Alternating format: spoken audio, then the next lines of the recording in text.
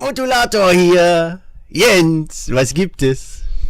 Heute gibt es ein wunderschönes Panel und zwar mit Alex Hawkey von der Grayskull Convention. Das war wirklich sehr, sehr interessant. Es geht halt eben um die Entstehung des Cartoonguides von He-Man und She-Ra, wo Alex Hawkey ja maßgeblich dran beteiligt war. Genau. Ja. Hattest du es gesehen, das Panel? Teilweise. Ja. Glaube ich. Also ich muss gestehen... Er hat ja 2 gemacht, deswegen weiß ich jetzt gerade gar nicht, welches das war. Richtig. Ich kann ja gar kein Englisch.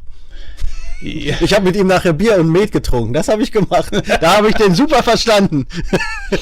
Super netter Typ auf jeden Fall, also kann man nichts gegen sagen. Ich fand's ziemlich cool und deswegen würde ich sagen, gucken wir da mal rein. Mats ab. Richtig.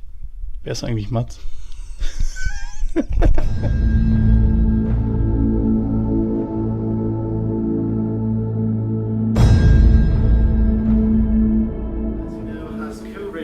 This wonderful, as he calls it, beast of a book. Weighs about 3 kilos. Yes, and has co-written that, and he will tell us a bit about his work on this project, how it all came to be. And I'm very much looking forward to that. And then I'll take over because I'll be the click beat. Yeah. So, Alex, the stage is yours.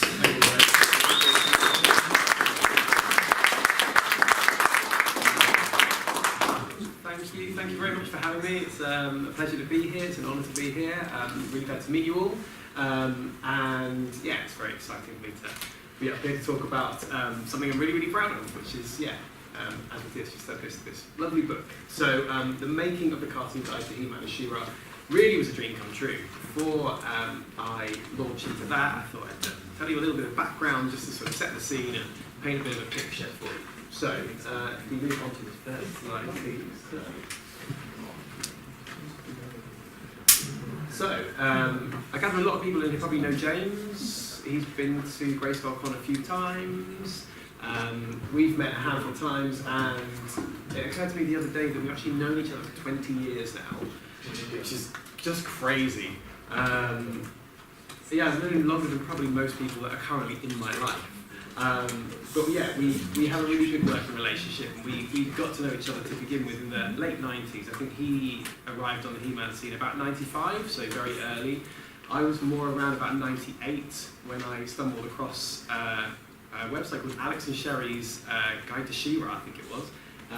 And it was quite a sort of a minuscule, really cute site with some information about She-Ra. I found He-Man.org.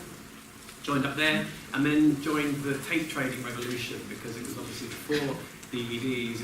It was I didn't even realise there were 93 She-Ra episodes and 130 He-Man episodes. So I'm sure you've experienced it yourself. There was that.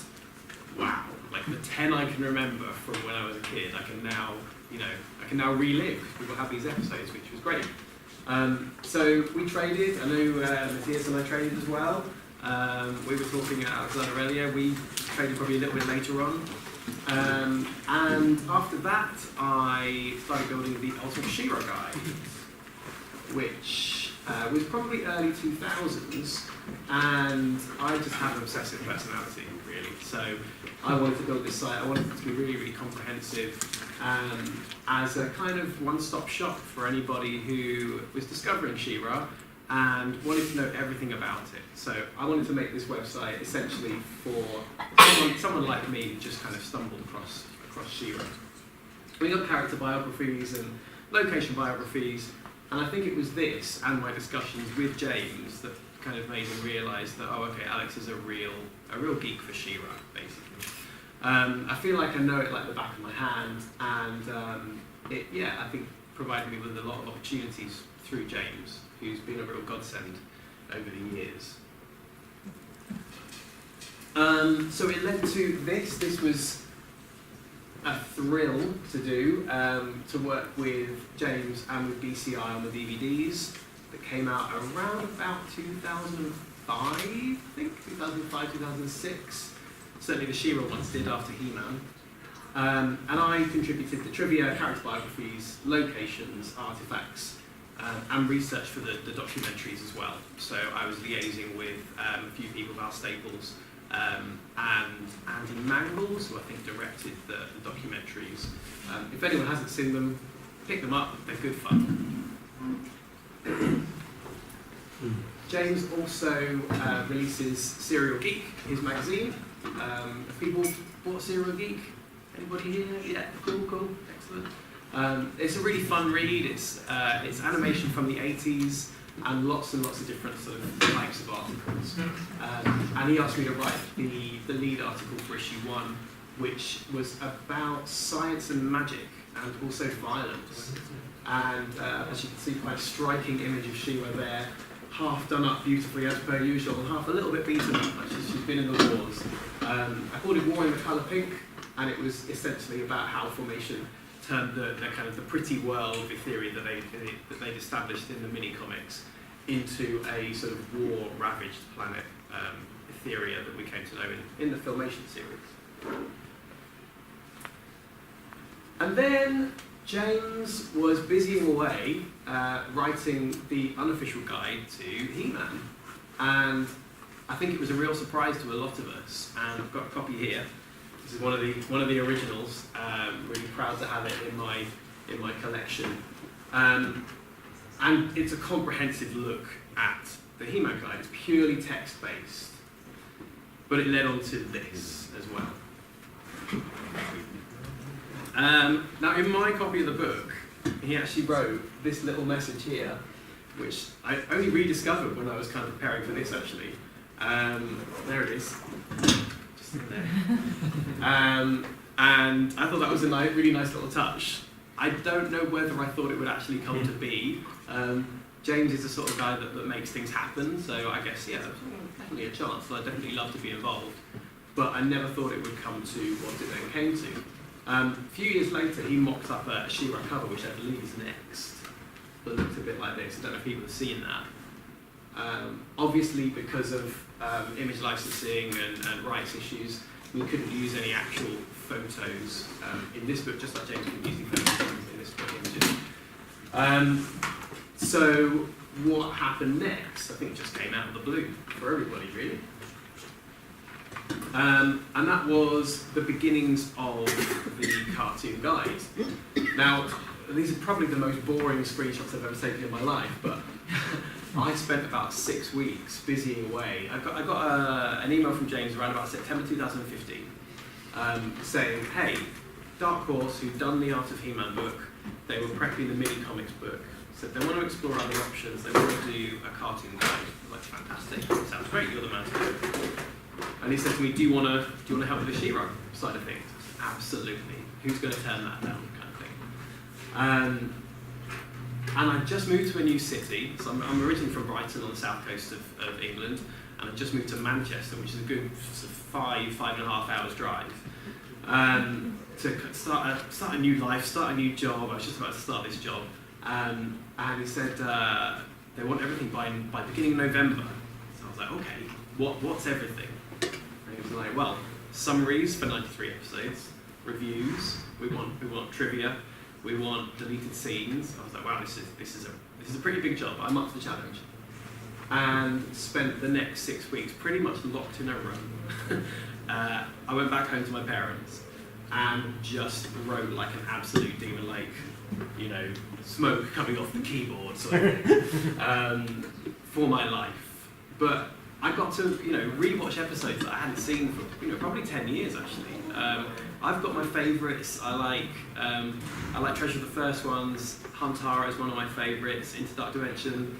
But there were episodes that I'd not forgotten about because I feel like they're etched in my brain forever. But it was nice to kind of relive those. And also, when you rewatch something, you discover. Not all the time, but you sometimes discover new things, and it was nice not just to revisit, but actually like, oh, okay, I never really noticed that.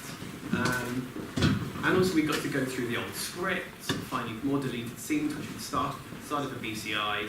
That was a real joy as well. So yeah, it was a really, really busy period, but it was fun nonetheless. And James obviously had a massive amount of content that he could now use image-wise for the book, so I knew it was going to look phenomenal. And this is an early mock-up of something James sent to Dark Horse as a suggestion of Evil Seed and the sort of layout that he had in mind. Given that this was all his text, you know, it's very much, the book's very much his baby.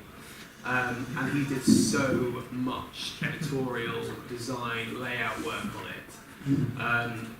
And it's that kind of attention to detail that I think makes it just such a special thing.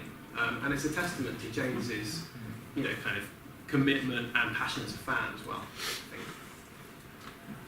So, I've got a little bit more of this later, but as you can see, this is the second page of Evil Seed, the kind of proposed layout, and lots of animation cells and, you know, concept design. And I'm not sure this design had come to life before that, which is Evil Seed underneath his robe, which is just so creepy. Like, for me, compared to the 2000X Evil Seed, I will always prefer the Filmation one because he's just so weird and so creepy and odd looking, with that funny artichoke head. He's a great character. And I think his death scene in the series is still one of my favourite scenes from Bühne.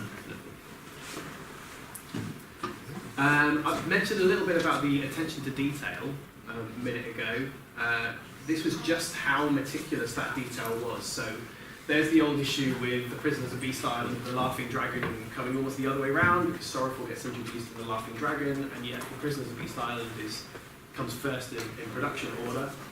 Somehow the images got swapped by Dark Horse. I'm not quite sure how, both on the pages and on the kind of the image tile page as well. And James, of course, picked up on this and said, you've got to swap these around because you've got to be accurate at the end of the day.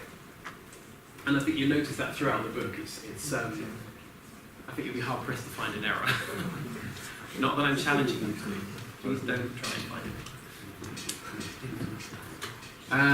The colouring as well, so this was a pre-coloured page from A Friend in Need with Alina and Jarvan, and if we just move on, we should have a slightly pixelated photograph of the book, and a lot of the colouring was done by James and also by Dusan Mitrovic, who they're working together on the Return of Faker at the moment, which I think is showing a little bit later on, which is very exciting.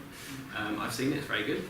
And James has described him to me as a complete wizard, and I think that is a pretty accurate description, because, yeah, he's super quick and just super talented and absolutely the right person to be involved in the visual kind of presentation side of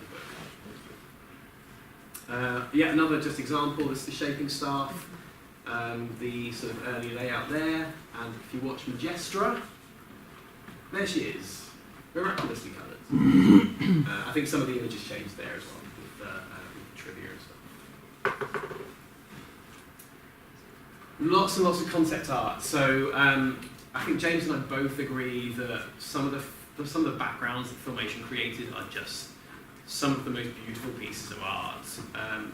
I think that a lot of people might sort of look at He-Man and She-Ra because they quite heavily relied on a stock system. Might think, oh, you know, the animation wasn't as sophisticated as, you know, some other animations that were out at the time, and certainly animations today. But that, for me, has a degree of charm to it. But the backgrounds are just so beautiful. This is from Treasure of the First Ones, when Hordak goes into Mystic Isle and he's about to plunder it.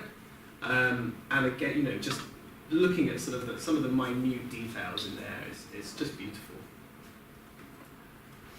Another one is outside Mystic Isle. These are all in the book, so they made the cut.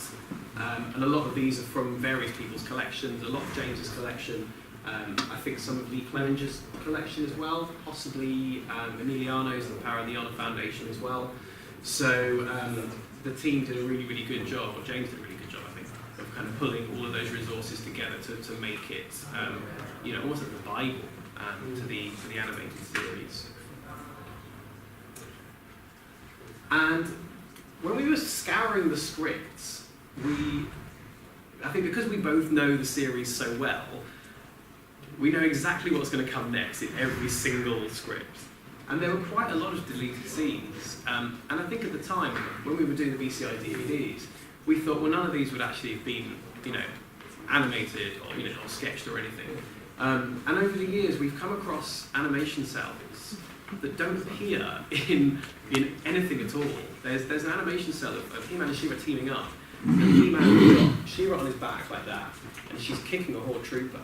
And that wasn't used anywhere, so we can't quite pinpoint where that was animated from. But this is from a scene originally in the She-Ra episode, Buches, which is one of my least favourite episodes. It's a great big mess from start to finish, to be honest. But it's a real shame they've removed this scene, so I think it'd be quite fun. So She-Ra's in Horror Hall, about to confront Shadow Weaver and rescue the little girl, Jareen. And she comes across this massive monster, and with a sword transformation we haven't actually seen before, sword to mirror, changes the sword into a mirror, Beast sees himself and runs away. So that's the best thing that would have happened in Buches had they left it. I don't mind saying that. And so moving on to the kind of design stages.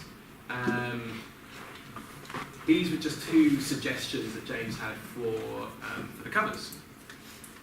As you can see, this one's more in keeping with what we got. He was very sure about having She-Ra as part of the cover and being celebrated just as much as He-Man for what she is. A relevant kind of pop culture icon, I suppose, and worthy of being on that cover with him. However, when the first few images came out to promote the book, I don't know if people remember, but it was purely He-Man on the cover with the I Have the Power pose. And I think there was a little burst that says, includes She-Ra. I do believe that's, next. So this is the original one that was released to book retailers online. I know there was a little bit of sort of fan outrage from the She-Ra side of things, that the She-Ra actually didn't have a bigger place on this cover, and I know that James was fought tooth and nail to get her to have sort of equal billing, if you like, and I think they probably captured a bigger audience by doing that. And this is what we got. So I'm absolutely over the moon with it. I hope you guys are as well, because it's essentially it's a gift for all of us to have. It's a great conversation starter. What a coffee table book just to kind of leave out to kind of talk about it. It's a really nice tribute to a series that's really close to my heart. We get a little bit adverty from here. If you haven't got it, I implore you to buy it. It's I'm slightly biased, obviously, but I love it. I think it's brilliantly put together. Aside from the words that I wrote, I think it's an amazing thing to have as part of a collection. It's so nicely done, and alongside the other Dark Horse ones, you couldn't possibly have them and not this one. So yeah, do get it if you haven't already. Lots and lots of previously unseen concept art. These are just some of my favourite bits. From She Demon of Phantos, there's one of the early designs for Elmora. I presume before she went bad. She looks all right there on the left. Things sort of cropped up that we hadn't even realised. So the Hands of Horde Prime, this is, I think, specifically from in Horde Prime Takes a Holiday. He's got webbed hands and webbed arms. Now I can't remember ever being aware of that when I watched the episodes. He was purely mechanical, so it kind of makes him a bit more creepy and a bit more sinister to me. Again, lots of attention to detail. Previously unseen storyboard art. This one's from Reign of the Monster. Feel free to have a look at this if you want to afterwards, and James's book too. There's a page of animation cells and then a page of storyboards just to show the kind of the progression between when the episodes were storyboarded, when they were animated, so how they came to be. This is just a little screenshot of one of my favourite bits. It just looks like a comic book. It's from Driel's Return, and they're about to sing the song, the Horn of Eagle song. And I just really love that little sketch of Walko and Driel there. Previously in character art as well, again some favourites. I love Spinnerella and the Tosser. Multi-Block's one of my favourite villains. I just think he's hilarious and very underused in the series. And a rarely seen Twiggy called Sprint as well. So the book is full of these kind of character turnarounds and lots of cells of, not just He-Man, She-Ra, Man-at-Arms, Teela, Glimmer, Hordak, Shadow Weaver, but a lot of the rarely seen characters as well. And I used to get really excited when those characters came on screen because, it meant, oh, this episode is slightly different, even if it's just a cameo.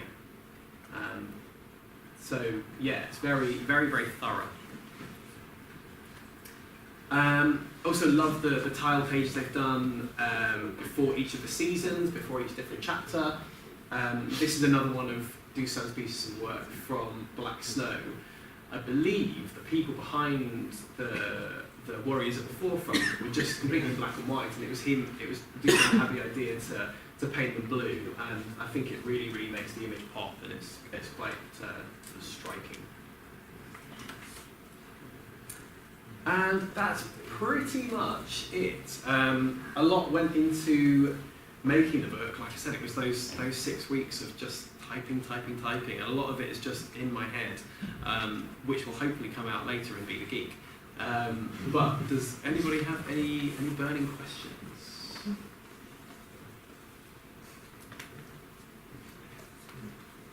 None at all. So if you feel uncertain, you can also ask in German and I'll translate. Oh yeah, please do, yeah. Maybe one. Do you think Serial Geek will be continued someday, or? I hope so. Yeah, I think he's taken a bit of a break. He's been really busy with Return to Faker. I think he's given up sleeping for the last 3 years. And it's looking stunning. If you haven't seen it, yeah, come along later. It's looking really amazing. But I hope so. Even if you have seen the scenes, there is extra material that has not been shown. I've got another 4 minutes. There's an extra scene there because James posted the first 3 scenes, I think he called it, and there is more material and quite hilarious and extremely well done. Yeah, with Easter eggs, nods in all directions, just terrific. I think it's one of those things. It's time consuming, isn't it? But it's definitely one of his babies. He's got all these different projects on the side as well, and I can't speak for him, but I imagine he'd like to continue with it. Did you find any traces of what drawing his outer appearance besides the hands and the arms? Do you know, I don't think so. So James has access to all the concept art. So I'll have to check with him actually, because I've never asked. I imagine, like most characters, Ultraman would have gone through, a development process in the design process. So it's quite possible. I do know he looks nothing like the MotUlator figure, the classics figure that we've got. That was a load of different kind of inspirations put into one to make this character that was, found advantages. But as far from what I've seen, all I've seen is what we've got there, which is the mechanical hand and the webbing and stuff. But I will ask him a question and let you know. I do have the suspicion that it might look a bit like Stampede from Bravestar because they used this giant hand concept for that character in Bravestar again, and there we had this huge Taurus-like head thing in there, and he also had lots of smoke and mist around it. I have no idea whether that's just me thinking, oh, they wanted to reuse some She-Ra material for that series, and that's why they did it. I don't know. Yeah, I mean, there was so much original footage made that possibly, but also possibly not. We'll find out. Anybody else? No? Cool. Well, if you do have any questions, I'll be around for the rest of the day and tomorrow. So, it'd been really nice to chat with you. Feel free to stop me. And just like to say thank you again for having me, and thank you to Matthias as well for being such a great host. And enjoy the rest of your Grayskull.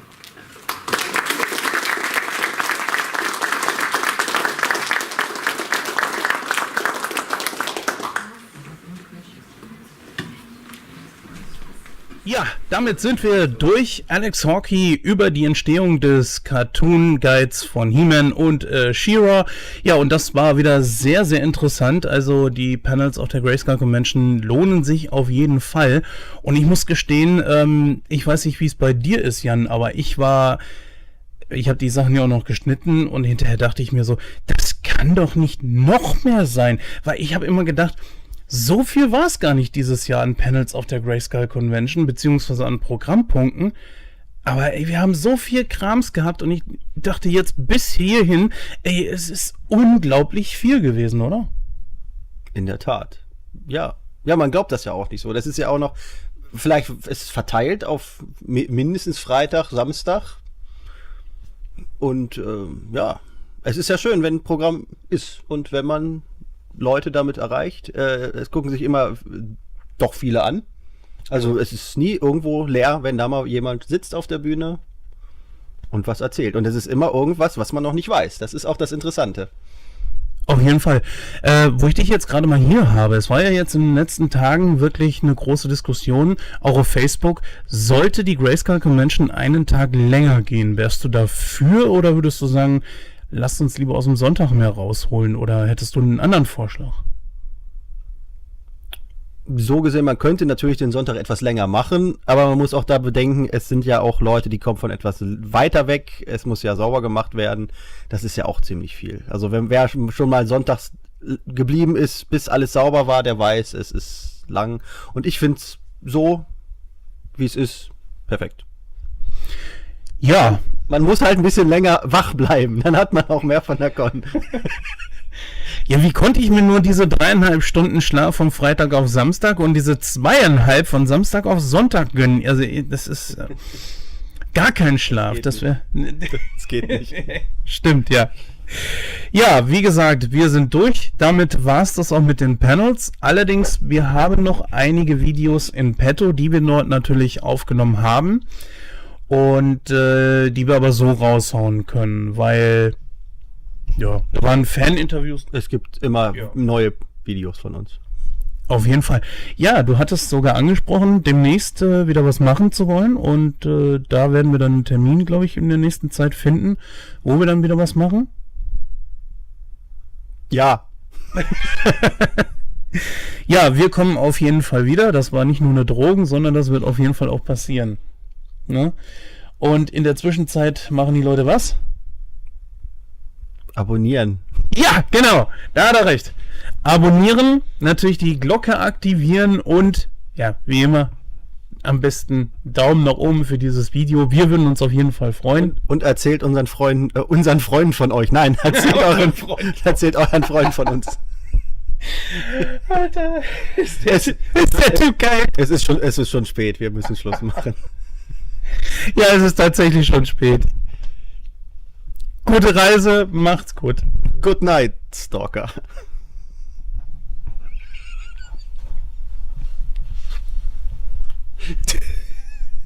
Und aus.